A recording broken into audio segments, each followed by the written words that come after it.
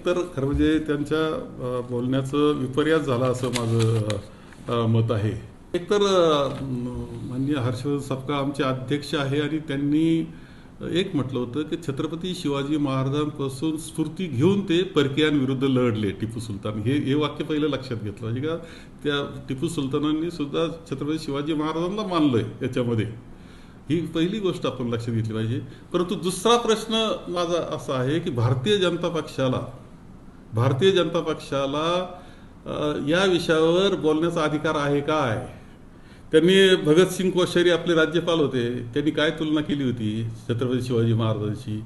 त्यांना तर तुम्ही त्यांचा सन्मान केला, त्यांना पद्मभूषण केलं वाटतं. म्हणजे कशा करता छत्रपती शिवाजी महाराजांचं त्यांनी अवहेलना केली होती खरं म्हणजे. त्यांनी तर त्यांचं पद्मभूषण झाले. ते प्रशांत कोरटकर काय बोलले होते, सुधांशी त्रिवेदी काय बोललेले आहेत आपण सगळे आठवा. श्रीपाद छिंदम काय, राहुल सोलापूरकर काय बोलले होते.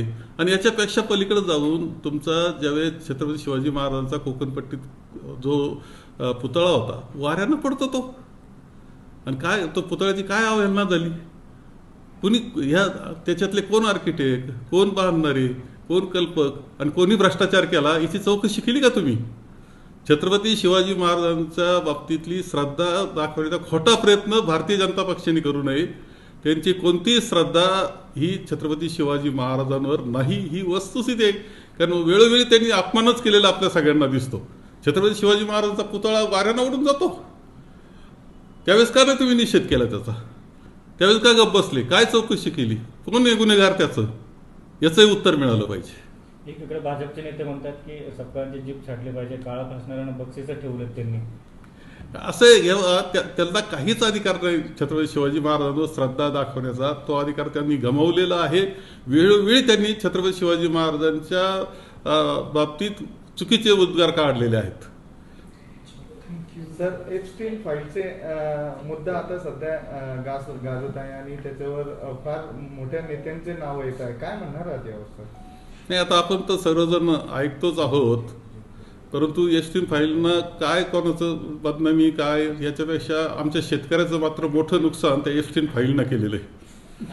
केवळ त्यामुळं अमेरिकेबरोबर करार करावा लागला आणि शेतीमालाचं 0 ड्युटी बसणार आहे त्याच्यावर, आणि ते आवक अमेरिकेची होणार आहे. ते मोठाले श्रीमंत शेतकरी जे आहेत अमेरिकेतले ते इथं काही शेती उत्पादनं पाठवणार आहेत. एप्स्टीन फाईलनं फार मोठा तोटा आमच्या महाराष्ट्रातल्या आणि देशातल्या शेतकऱ्यांचा केला, ही वस्तुस्थिती आहे. आणि आमचं माल मात्र ते जातं आणि 18% टॅक्स त्याच्यावर उलटा ड्युटी बसणार आहे. याच्यापेक्षा काय एप्स्टीन फाईलचं काय, कोण राजीनामे देतंय, कोण गप बसून घेतंय याच्यावर आम्हाला काही, आमच्या शेतकऱ्याचं काय होणार? त्या एसटीचा काही संबंध नसताना आम्हाला त्रास होऊन राहिला शेतकऱ्याला, ही वस्तुस्थिती आहे. एबीपी माझा, उघडा डोळे बघा नीट.